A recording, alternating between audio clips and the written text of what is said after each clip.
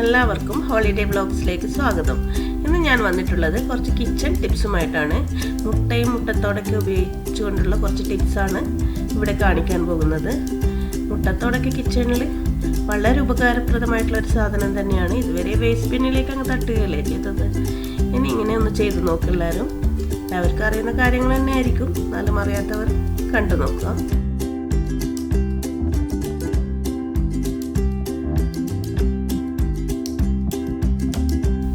Tips number 1, മുട്ട ഫ്രിഡ്ജിൽ സൂക്ഷിക്കുന്ന സമയത്ത് ഇതുപോലുള്ളൊരു ട്രേയിൽ അതിൻ്റെ മുട്ടയുടെ കൂർത്ത ഭാഗം അടിയിൽ വരുന്ന വിധത്തിൽ വെച്ച് സ്റ്റോർ ചെയ്താൽ കൂടുതൽ കാലം കേടുകൂടാതെ നിൽക്കും.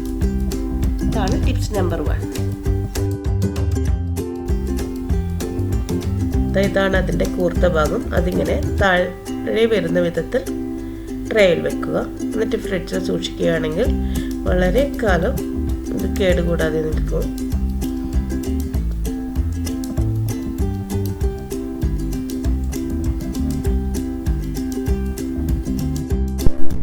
ടിപ്പ് നമ്പർ 2, മുട്ട നല്ലതാണോ കേടാണോ എന്നെങ്ങനെയാണ് തിരിച്ചറിയാമെന്ന് നോക്കാം. ഇതുപോലത്തെ ഒരു ബോളിൽ വെള്ളമെടുത്ത് അതിലേക്ക് മുട്ട വെക്കുക. മുട്ട അങ്ങ് മുങ്ങി താഴേക്ക് പോകുന്നുണ്ടെങ്കിൽ മുട്ട നല്ലതാണ്. ഇതാണ് ടിപ്പ് നമ്പർ 2.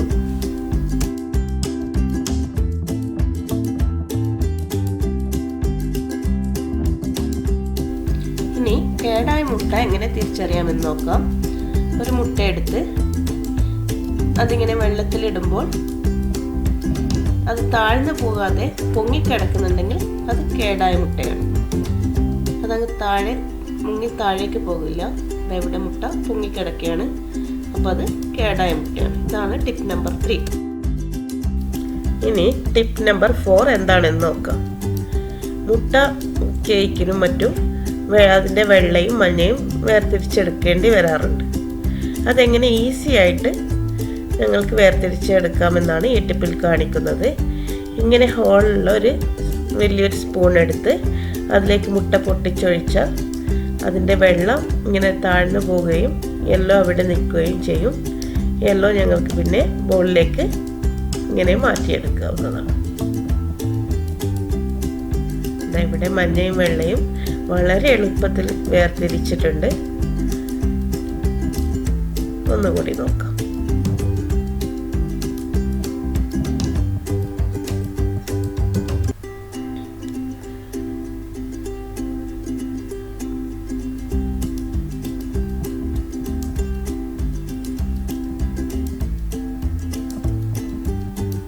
അതിൻ്റെ മഞ്ഞ മാത്രം കയ്യിൽ കെട്ടിയിട്ട് നോക്കിയാൽ വെള്ളം പാത്രത്തിലേക്ക് വീഴുകയും ചെയ്തു. ടിപ്പ് നമ്പർ 5 കാണിക്കുന്നത് പുഴുങ്ങാനെടുക്കുന്ന മുട്ടയിൽ പൊട്ടലുണ്ടായാൽ അതെങ്ങനെ അതിൻ്റെ വെള്ളയൊന്നും ഒട്ടും പുറത്താവാതെ പുഴുങ്ങിയെടുക്കാമെന്നാണ്.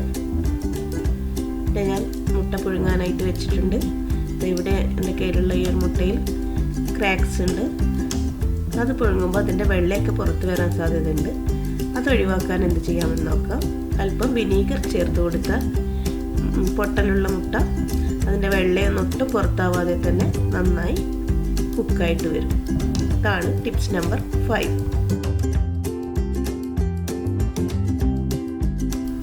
ഇനി ടിപ്പ് നമ്പർ 6 എന്താണെന്ന് നോക്കാം.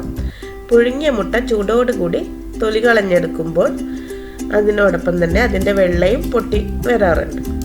അതൊഴിവാക്കാനായിട്ട് ഇങ്ങനെ മുട്ടയുടെ തൊലി അല്പം മുകളിൽ നിന്ന് പൊട്ടിച്ചതിന് ശേഷം ഇങ്ങനെ അതിലൂടെ വെള്ളം അകത്തേക്ക് കയറ്റി മുട്ടയുടെ തൊലി കളയുകയാണെങ്കിൽ ഈസി ആയിട്ട് തന്നെ ഒട്ടും തന്നെ പൊട്ടാതെ അതിൻ്റെ തൊലി കളഞ്ഞെടുക്കാവുന്നതാണ്.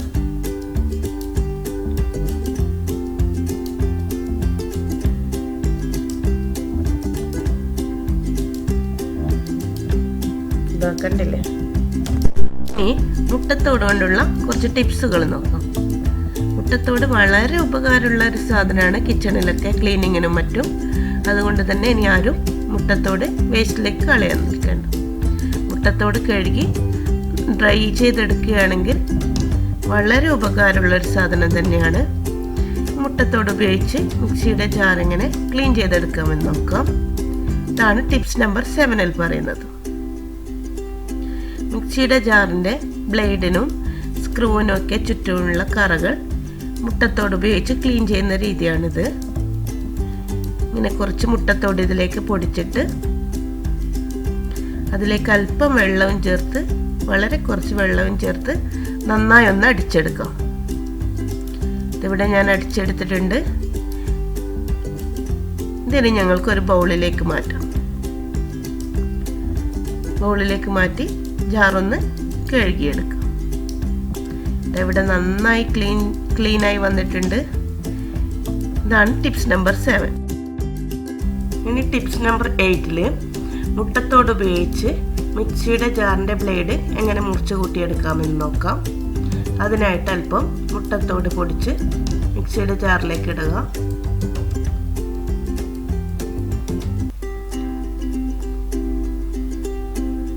ഉപ്പ് ഉപയോഗിച്ച് മൂർച്ച കൂട്ടിയെടുക്കുന്നത് പോലെ തന്നെ മുട്ടത്തോട് ഉപയോഗിച്ച് മിക്സിയുടെ ജാറിൻ്റെ മൂർച്ച കൂട്ടാം. ഇനി ഇത് നന്നായി ഒന്ന് ഗ്രൈൻഡ് ചെയ്തെടുക്കണം. വെള്ളമൊന്നും ചേർക്കാതെ വേണം ഗ്രൈൻഡ് ചെയ്തെടുക്കുക. ഇവിടെ നന്നായി അരച്ചെടുത്തിട്ടുണ്ട്. ഇപ്പോൾ ജാറിൻ്റെ ബ്ലേഡിൻ്റെ മൂർച്ച മുമ്പത്തേതിനേക്കാളും കൂടിയിട്ടുണ്ടാകും. ഇതാണ് ടിപ്സ് നമ്പർ 8.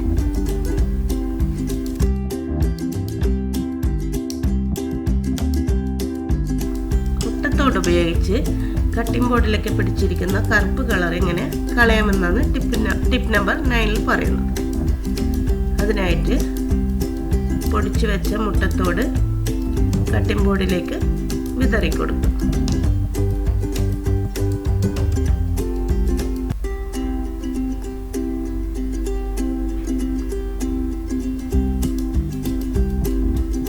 കട്ടിംഗ് ബോർഡൊക്കെ കുറച്ചു കാലം യൂസ് ചെയ്യുമ്പോൾ വെള്ളമൊക്കെ തട്ടി ഇങ്ങനെ കറുപ്പടയാളം വരുന്നത് സാധാരണയാണ്. ഇത് ഈ ടിപ്പ് ഉപയോഗിച്ച് വളരെ പെട്ടെന്ന് ക്ലീൻ ചെയ്തെടുക്കും. ഇനി അതിലേക്ക് കുറച്ച് ബേക്കിംഗ് സോഡയും ഇട്ട് കൊടുക്കാം.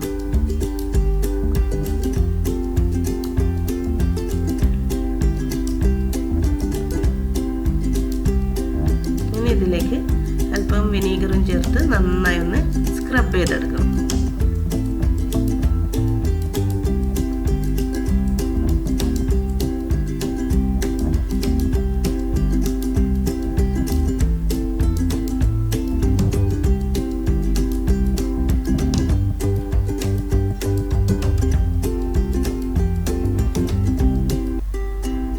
സ്ക്രബ്ബർ ഉപയോഗിച്ച് നന്നായി ഒന്ന് സ്ക്രബ് ചെയ്തെടുക്കാം.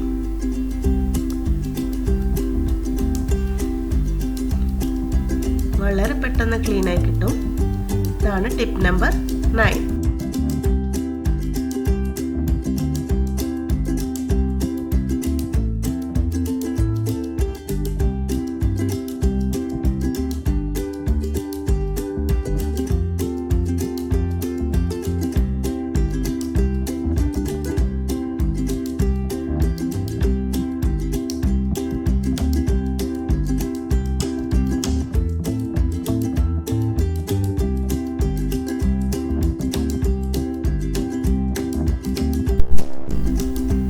നന്നായി ക്ലീനായി വരുന്നുണ്ട്.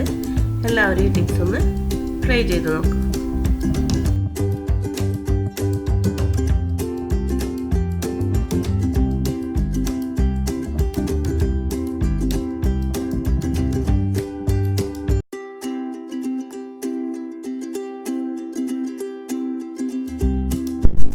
പുതുതായി വാങ്ങുന്ന പാത്രത്തിൻ്റെ മുകളിലുള്ള ഇതുപോലുള്ള സ്റ്റിക്കറൊക്കെ മുട്ടത്തോട് ഉപയോഗിച്ച് എങ്ങനെ കളയാമെന്നാണ് ടിപ്പ് നമ്പർ 10ൽ കാണിക്കുന്നത്.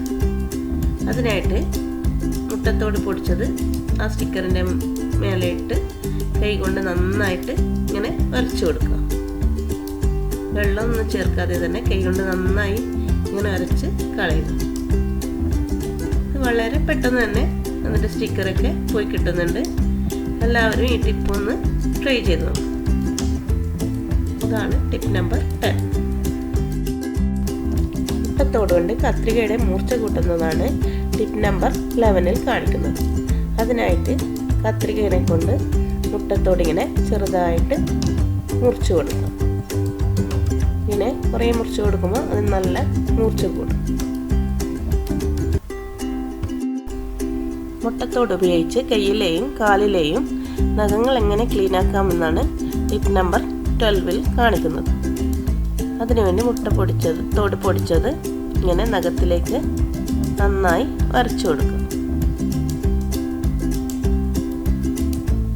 നന്നായി വരച്ച കയ്യിൽ നഖത്തിലൊക്കെ പറ്റിപ്പിടിച്ചിട്ടുള്ള കറകളൊക്കെ, വെജിറ്റബിൾസൊക്കെ കട്ട് ചെയ്യുമ്പോൾ കുറേ കറകളൊക്കെ ആകാൻ സാധ്യതയുണ്ടല്ലോ, അതൊക്കെ നന്നായി പോയി കിട്ടും. ഇതാണ് ടിപ്പ് നമ്പർ 12.